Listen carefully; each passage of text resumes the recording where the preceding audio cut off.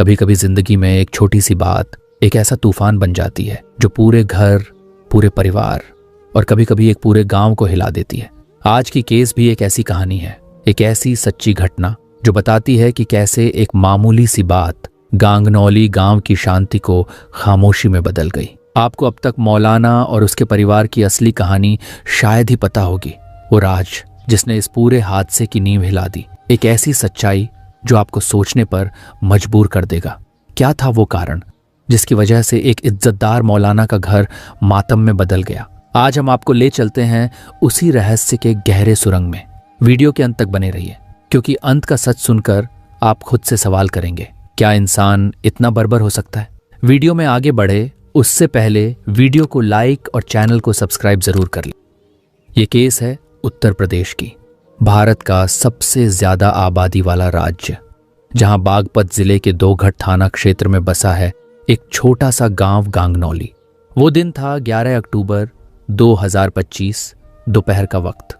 सूरज सिर के ऊपर था, हवा में हल्की गर्मी घुली थी और गांव के लोग अपने अपने कामों में व्यस्त थे। कहीं कोई खेत में था, कहीं कोई दुकान पर। इसी बीच कुछ मासूम बच्चे 5 या 6 हाथों में सिपारा लिए मस्जिद की ओर जा रहे थे। उनके चेहरे पर मासूमियत थी और कदमों में भरोसा, क्योंकि रोज की तरह आज भी उन्हें कुरान की तालीम मिलनी थी मौलाना इब्राहिम से। लेकिन उस दिन कुछ अलग था। मौलाना मस्जिद में मौजूद नहीं थे और उनकी गैर मौजूदगी में बच्चों को पढ़ाने की जिम्मेदारी उनकी बीवी इसराना खातून ने संभाली हुई थी। मौलाना इब्राहिम का परिवार मस्जिद के ऊपरी मंजिल पर बने कमरे में रहता था। उनकी पत्नी का नाम इसराना था और 2 प्यारी बेटियां थीं, सोफिया और सुमैया। मौलाना साहब के नेक और अच्छे बर्ताव की वजह से पूरे मोहल्ले में सबका उनके परिवार पर भरोसा और इज्जत थी। लोग बेफिक्र होकर अपने बच्चों को उनके मदरसे में पढ़ने भेजते थे। लेकिन आज मौलाना मदरसे में मौजूद नहीं थे, इसलिए बच्चों को पढ़ाने की जिम्मेदारी उनकी बेगम इसराना के कंधों पर थी। बच्चे सीधा उनके कमरे में पहुंचने की कोशिश कर रहे थे, लेकिन सीढ़ियों का रास्ता अंदर से बंद मिला। उन्होंने कई बार दरवाजा खटखटाया, पर न कोई जवाब आया और न ही दरवाजा खुला। काफी देर इंतजार के बाद बच्चों ने दूसरे रास्ते से ऊपर जाने का फैसला किया। दरअसल मौलाना के कमरे में पहुंचने के 2 रास्ते थे। पहला रास्ता बंद था, इसलिए सारे बच्चे दूसरे रास्ते की ओर बढ़े। वो छत से होते हुए कमरे के अंदर दाखिल हुए और वहां जो नज़ारा उनकी आंखों के सामने था, उसे देखते ही उनकी चीखें निकल गईं। वे इतना डर गए कि उनके मुंह से आवाज तक नहीं निकल पा रही थी। सामने जमीन पर उनकी टीचर इसराना बुरी तरह से जख्मी हालत में पड़ी थी। उनके शरीर पर गहरे जख्म थे जिनसे खून रिस रहा था। जैसे ही बच्चों की नजर पास पड़ी चारपाई पर गई, उनका डर और भी बढ़ गया। चारपाई पर मौलाना की बड़ी बेटी महज 5 साल की सोफिया भी बेहोश पड़ी थी और उसकी हालत भी बहुत खराब थी। उसी जगह पर छोटी बेटी सुमैया का शरीर भी पड़ा था। वह महज 2 साल की मासूम थी और उसे तो और भी ज्यादा बेरहमी से मारा गया था। एक साथ 3 शवों का यह डरावना नजारा देखकर बच्चों की हालत बेहद खराब हो गई। वे कुछ समझ नहीं पा रहे थे और चीख पुकार मचाने लगे। तभी उनमें से एक बच्ची जो थोड़ी समझदार और बड़ी थी, उसने फौरन मुख्य दरवाजा खोला और सभी बच्चों को संभाल कर बाहर निकाल लिया। बाहर आते ही सारे बच्चे खून खून चिल्लाते हुए इधर उधर भागने लगे। मस्जिद के आसपास के लोगों ने जब बच्चों के चेहरे पर मारा हुआ डर और उनकी जुबान से खून का शब्द सुना तो उन्हें कुछ समझ नहीं आया। उन्होंने बच्चों को शांत कराया और पूरी बात बताने को कहा। बच्चों का डर अब थोड़ा कम हुआ तो उन्होंने हिम्मत करके वह सब कुछ बता दिया जो उन्होंने देखा था। यह सुनकर सबके होश उड़ गए। वहां मौजूद लोग तुरंत मस्जिद के ऊपर वाले कमरे की ओर दौड़े। वहां का नजारा वाकई दिल दहला देने वाला था। हर कोई हैरान था कि आखिर अल्लाह की इबादत की जगह पर कोई इतना खौफनाक काम कैसे अंजाम दे सकता है। क्या अब अल्लाह का घर भी सुरक्षित नहीं रहा?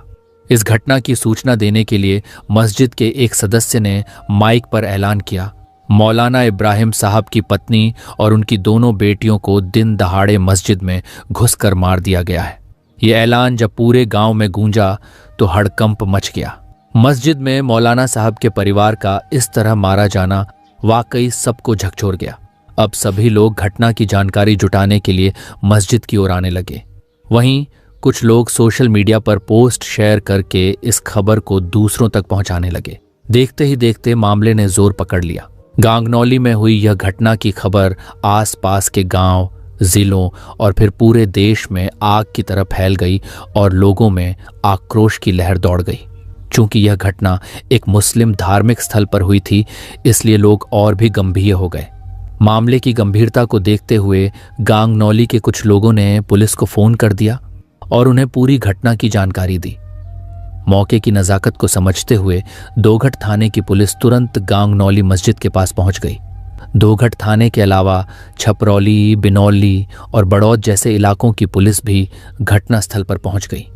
पुलिस को इस बात का डर था कि कहीं इस घटना की वजह से कोई सांप्रदायिक विवाद न खड़ा हो जाए, इसलिए पुलिस टीम से लेकर बड़े बड़े अधिकारी भी मस्जिद के पास पहुंचने लगे। लेकिन गांव वालों ने उन्हें शवों के पास जाने ही नहीं दिया। लोग पुलिस को घेर कर खड़े हो गए। उनके अंदर इस बात का गुस्सा था कि पुलिस प्रशासन होने के बावजूद कोई दिन दहाड़े ऐसी घटना कैसे अंजाम दे सकता है।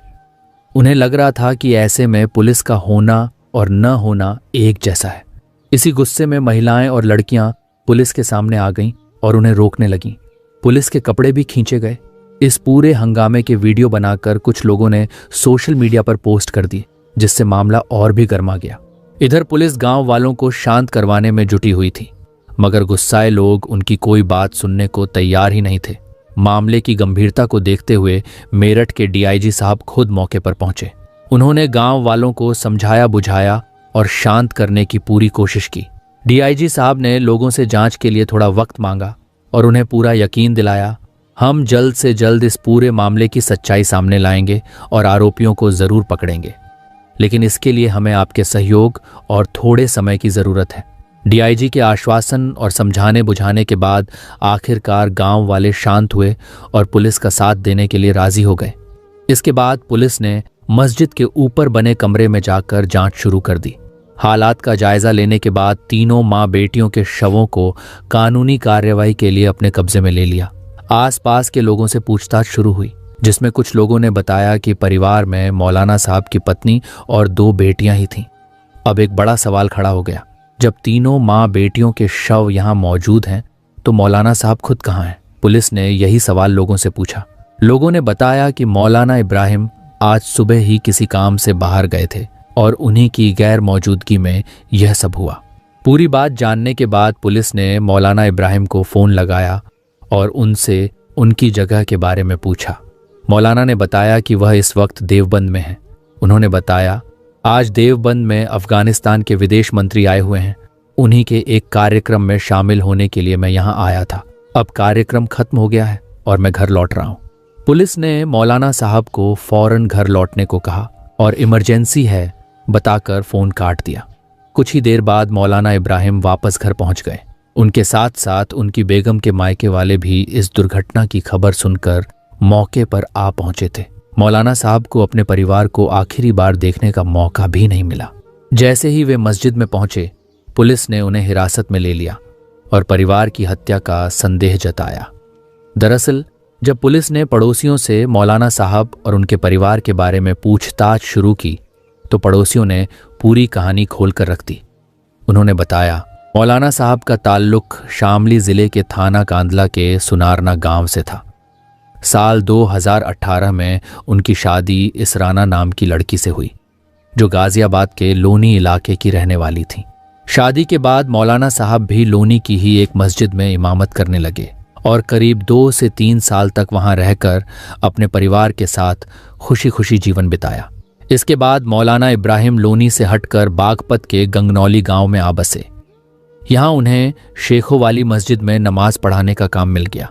साथ ही परिवार को रहने के लिए मस्जिद के ऊपर बने कमरे में जगह भी दे दी गई। इस तरह मौलाना इब्राहिम नमाज पढ़ाने और बच्चों को तालीम देने के लिए नीचे मस्जिद में आते हैं, जबकि बाकी समय ऊपर अपने कमरे में परिवार के साथ रहते हैं। इस पूछताछ के दौरान कुछ लोगों ने पूरा शक मौलाना साहब पर ही जताया। लोगों के बयानों में साफ साफ कहा गया कि मौलाना इब्राहिम ने ही अपनी पत्नी और दोनों बेटियों को मरवाया है। उन पर आरोप लगा कि इसीलिए वह घटना वाली सुबह घर से निकलकर देवबंद पहुंच गए ताकि किसी को शक न हो और उनके पीछे से किसी बदमाश ने घर में घुसकर पूरे परिवार को खत्म कर दिया। हालात ऐसे थे कि पुलिस का शक भी मौलाना साहब पर टिक गया और जैसे ही वह घटनास्थल पर पहुंचे पुलिस ने उन्हें पकड़ लिया।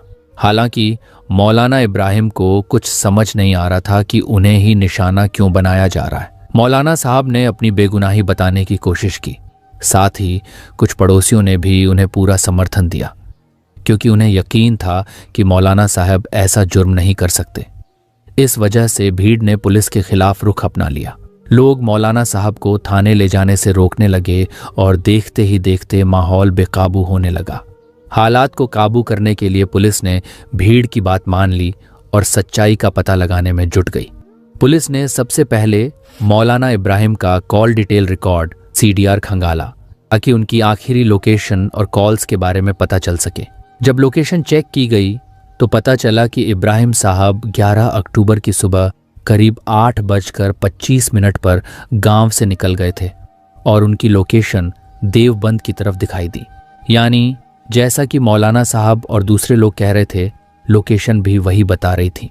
लेकिन लोकेशन से सिर्फ इतना ही पता चल रहा था कि वह घटना के वक्त मौके पर नहीं थे। ये साबित नहीं कर रहा था कि मौलाना साहब बेगुनाह हैं या उनका इस मामले में कोई हाथ नहीं है। पुलिस ये जानना चाहती थी कि क्या मौलाना साहब की इसमें कोई साजिश तो नहीं। इसी बीच पुलिस को एक अहम जानकारी मिली। मस्जिद में CCTV कैमरे लगे हुए थे। हालांकि ऐसी बहुत कम मस्जिदें होती हैं जहां कैमरे लगे होते हैं, इसलिए पुलिस को भी उम्मीद नहीं थी। ये जानकर पुलिस ने फुटेज चेक किया और पाया कि 11 अक्टूबर की दोपहर को करीब 30 से 40 मिनट के लिए कैमरे जानबूझकर बंद कर दिए गए थे और ठीक इसी दौरान इसराना और उनकी दोनों बेटियों की जान ले ली गई थी। यह देखकर पुलिस को समझने में देर नहीं लगी कि कैमरे बंद करने का काम उन्हीं लोगों का रहा होगा जो जानते थे कि पुलिस CCTV फुटेज जरूर चेक करेगी। उन्होंने सोचा कि कैमरे बंद करके वो अपने पीछे कोई सबूत नहीं छोड़ेंगे और पकड़े जाने से बच जाएंगे। उन 30 मिनट के गायब फुटेज के अलावा पुलिस के पास उससे पहले का रिकॉर्ड भी मौजूद था।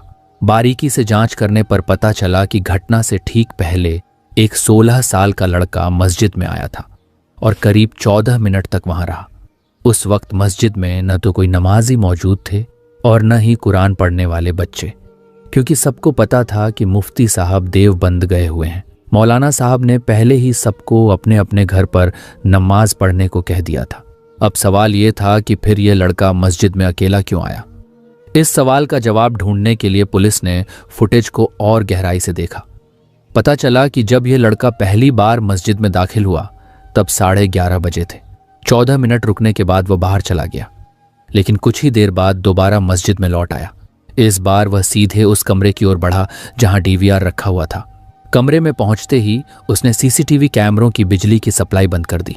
इसके बाद क्या हुआ, इसकी कोई रिकॉर्डिंग नहीं मिली, लेकिन इतना तो तय था कि इस 16 साल के लड़के ने पूरी घटना में कोई ना कोई भूमिका जरूर निभाई थी।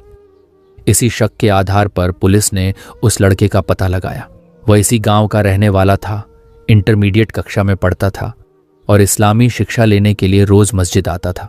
पुलिस जब उस बच्चे को हिरासत में लेकर पूछताछ करती है तो सबसे पहले ये जानने की कोशिश करती है कि वो मस्जिद में आखिर क्यों आया था और उसने वहां के कैमरे क्यों बंद किए थे।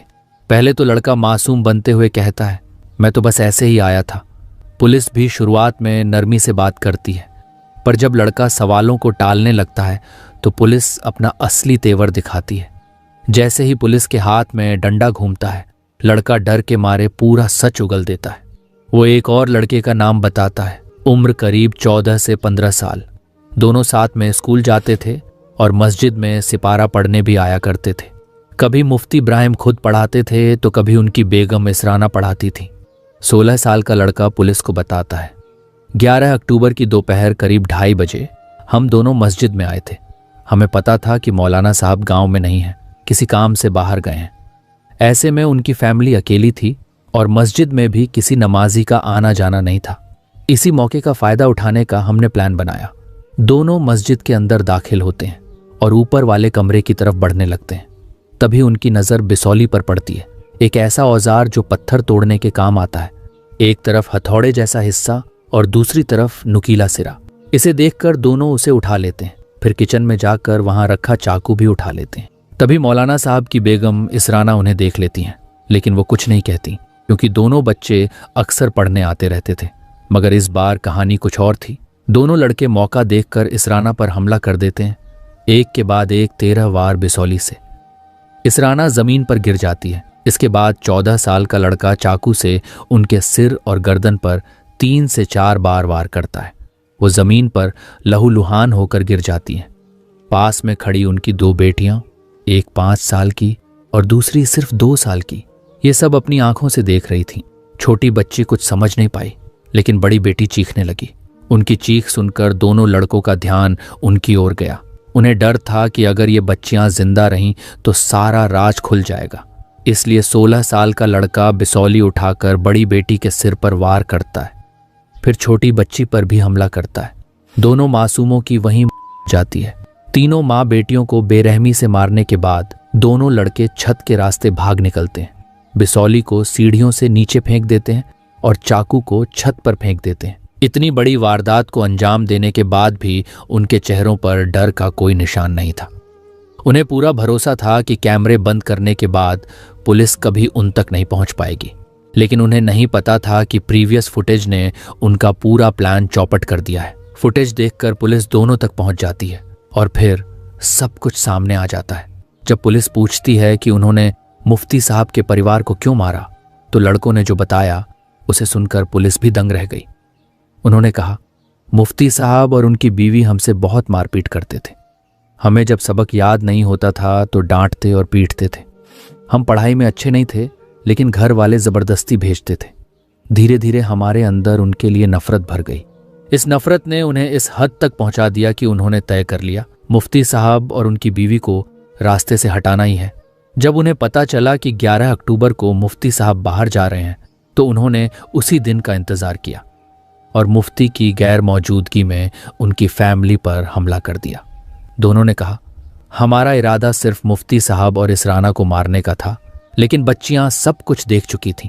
अगर उन्हें छोड़ देते तो हम पकड़े जाते, इसलिए उन्हें भी मारना पड़ा। उनकी यह बात सुनकर पुलिस ही नहीं, पूरा गांव सन्न रह गया। किसी को यकीन नहीं हो रहा था कि इतनी छोटी उम्र में कोई इतना बड़ा अपराध कर सकता है। पुलिस ने दोनों नाबालिगों के खिलाफ चार्जशीट दाखिल की और उन्हें बाल सुधार गृह भेज दिया गया। वहीं मुफ्ती इब्राहिम ने गांव छोड़ दिया। उनका कहना था, जब मेरा परिवार ही नहीं रहा तो यहां रहकर क्या करूंगा। इस तरह छोटी सी नफरत की आग में एक पूरा परिवार जलकर राख हो गया। दोस्तों, इस केस के बारे में आपका क्या कहना है? कमेंट सेक्शन में अपनी राय जरूर लिखिए। अगर वीडियो पसंद आई हो तो लाइक और शेयर करें और चैनल को सब्सक्राइब करके बेल आइकॉन दबाइए, ताकि आने वाली हर नई कहानी, हर सच्ची घटना आप तक सबसे पहले पहुंचे।